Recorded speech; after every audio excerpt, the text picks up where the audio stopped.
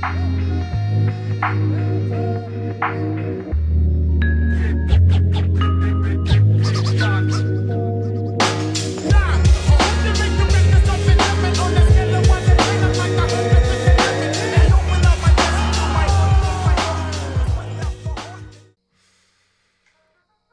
good, fight fans?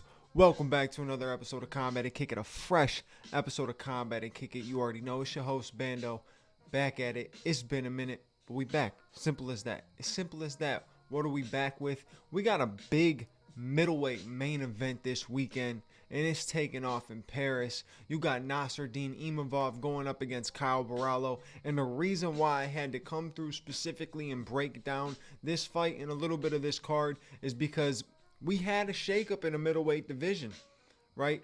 Khamzat Chimaev is now the middleweight champion. This fight is extremely important to determine a number one contender. So we have to see what's going to happen. And then we also have RDR and Anthony Hernandez, I think in next month or maybe this month. Might be this month, maybe next month. I'm not sure.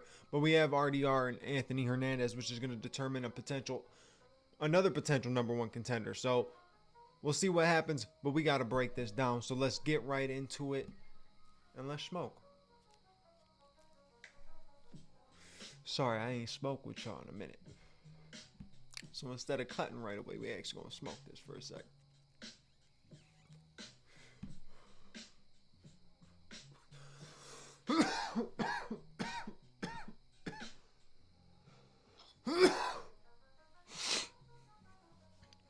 You know it's good if I cough. You know it's got to be good if I cough.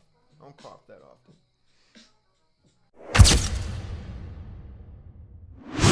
So like I said, welcome back to another episode of Combat and Kick It. We are talking about Kyle Barallo versus Nasruddin Imavov. Huge middleweight main event. Huge. I mean, it means a lot in this division because even if Khamzat didn't win that fight against DDP, this would still be the number one contender fight. I mean, Nasruddin Imavov had the possible opportunity to be the backup fighter for this past middleweight championship fight. If something would have happened, which could have been very possible, if you really think about it, knowing Khamzat's history when it comes to pulling out of fights and stuff like that, it's extremely possible. Extremely possible. He definitely could have pulled out of that fight, and Nasruddin Imavov could have stepped up, and Drake has pulled out of fights too. So Imavov had a potential shot at being someone who was already like your locked in number one contender. Instead, he wanted to get this grudge match between him and Kyle Barallo. He got it. It's happening. It's happening in his backyard. So it's very interesting because stylistically it's a fantastic fight too. It really is. The fact that they've been going back and forth, they don't like each other, and the styles make fights. We know that as fight fans. It's going to be a good one. I like the way Imavov fights, man. I really do, because his stand-up clearly is one of the difference makers in majority of his fights. He has good pace. He has good pressure, and being able to send a 1-2 down the middle against Israel Adesanya and get the finish against him, pretty impressive. Must mean he's hitting with some type of power. The thing is, he's also very versatile, right? He can wrestle. He can defend wrestling if he needs to. He can work in the clinch. Now, I don't know what he is off his back, but we've seen him in every other aspect pretty much. So I think he's a very versatile fighter. But so is Kyle Barallo. I don't think the striking is at the same level in terms of cleanliness and crispiness and technique and stuff like that, as like how good Imavov is with the striking. But I think the way that Kyle Barallo fights with his pressure, he could end up breaking through and being able to get it done. The only thing is, both of these men are dangerous.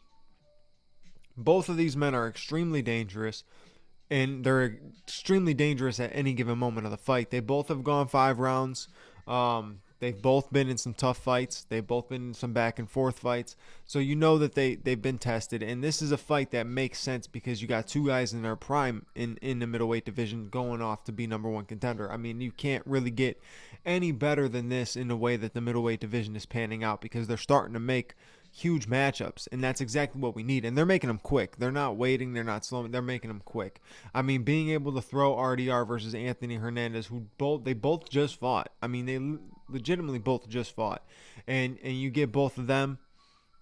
That's huge. That's huge. The middleweight division is moving quick, and that's exactly what it needs, because you don't want the last thing you want for a division is it to be slowed down by the champion. Now, I'm not saying Hamzat's going to slow it down, and I don't think Dricus was slowing it down, but it's at a good pace right now, the middleweight division, and it's been at a good pace since Izzy got the belt. Right? It's been at a really good pace ever since Izzy's got the belt, and ever since then, it's just been consistently moving. You had Izzy being I got to give Israel Adesanya props on that. He was a very active champion. So you give him props. He was an active champion.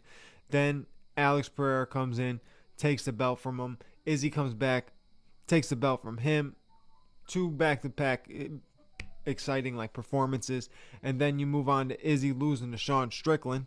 Sean Strickland holding the belt after that for 5 minutes, and Dricus came in and beat him in a decision. Then Dricus defended, and Dricus became an active champion.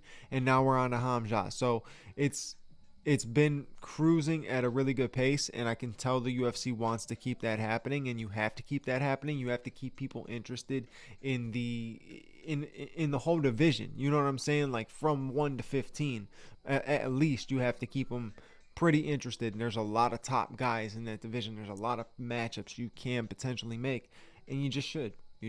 Simple as that.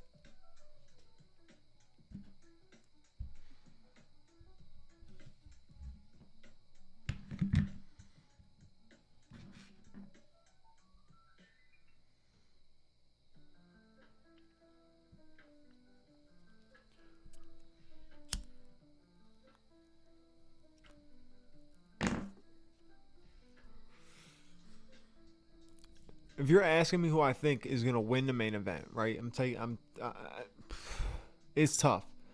It really is a tough one, because the matchup is very close, but I feel like whoever could just kind of outdog the other guy. I think it's gonna be a back and forth on the actual skill set for a minute, right? And then it's gonna get into those late rounds where somebody's got to be a dog, right? Somebody's got to show that endurance. Somebody's got to show that heart. They just got to go in there and be an absolute savage. And I think that's the type of fight we're going to get. Now, I want to say it's going to lean Imavov. I think Imavov just overall is just a little bit better. He's fought a little bit more in terms of top-tier contenders. Not that Kyle Barallo hasn't. Getting a finish over Jared Cannonier, that's huge. But he hasn't fought that many. You know what I'm saying? So it's all a process when you get in the division to continue to fight guys that are going up. This is Kyle Barallo's biggest fight in the division, no doubt in my mind. And this is the biggest one for Nasruddin Imavov too, because he's won against guys that have been close to being at the top. And he's beaten guys and gotten himself up and then lost. And then gotten himself up and lost. So very interesting fight. Imavov cannot afford to lose this. Barallo could afford to lose this, though. He's got time. He doesn't have to push himself into number 1 contender status and then be shooting the stars right off rip like that. He's got time still. But who knows? Maybe the fighting nerds can get it done.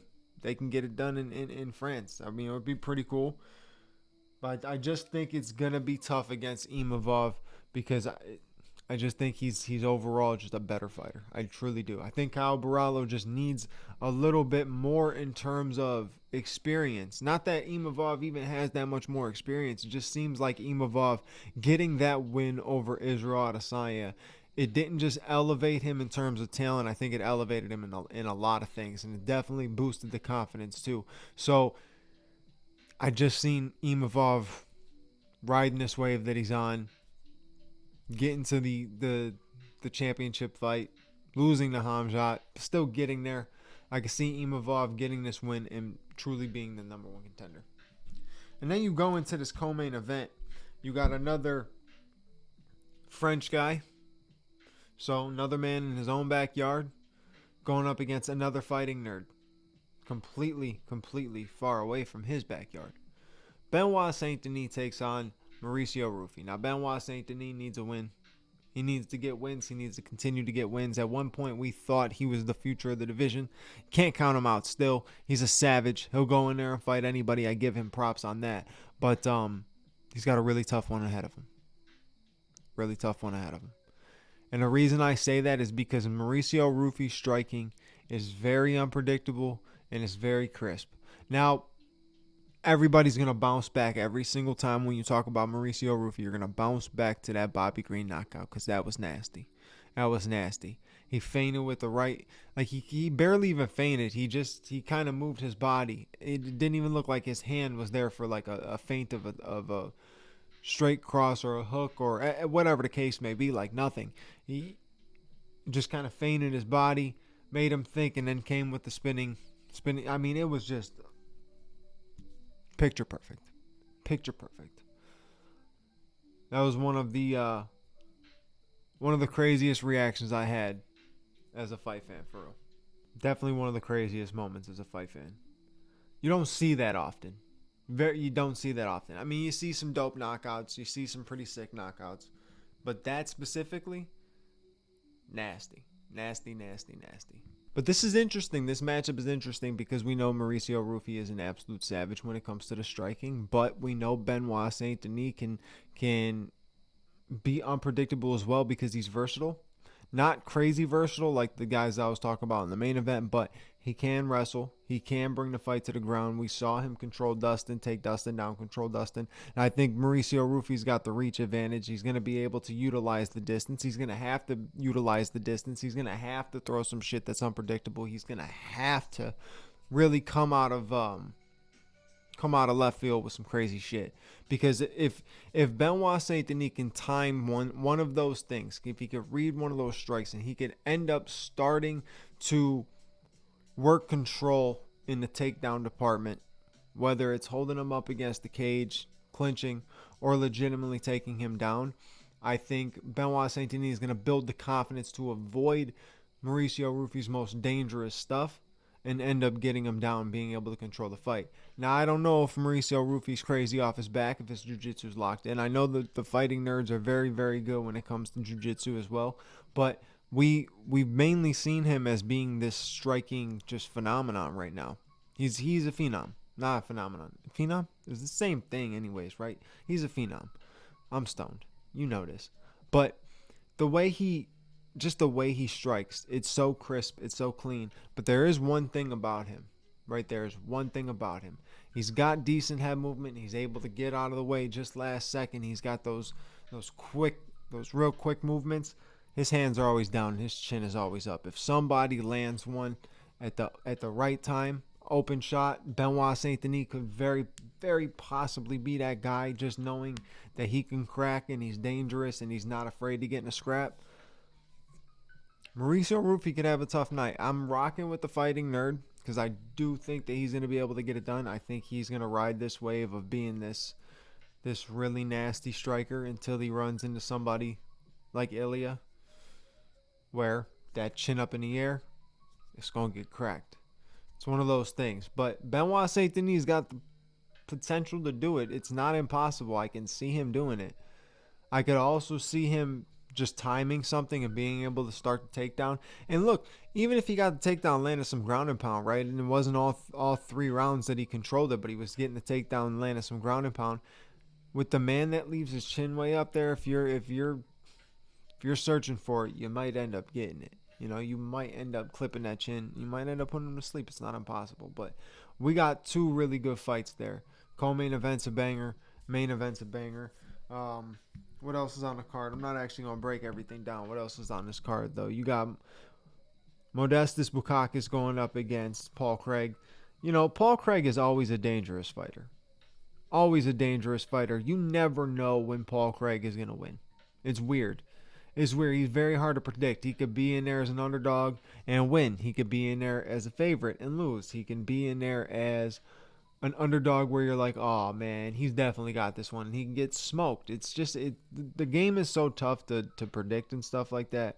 But he's a very, very unpredictable in terms of wins, losses, pulling things out of left field last minute.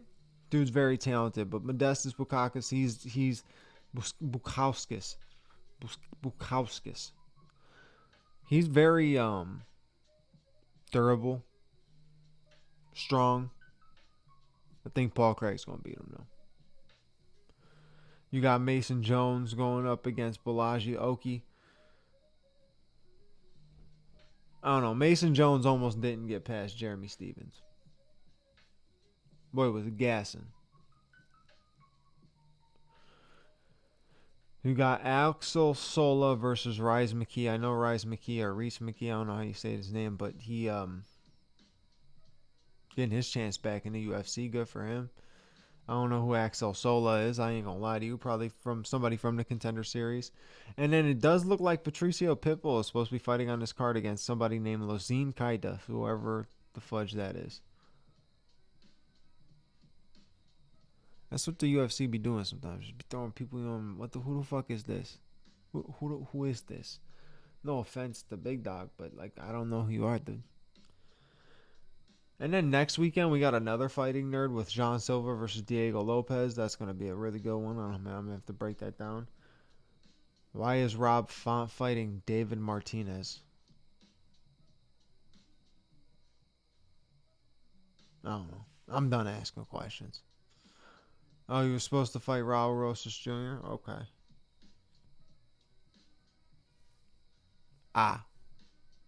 Damn, man. We are 3 fight cards away from UFC 320. Magomed Ankalaev versus Alex Pereira.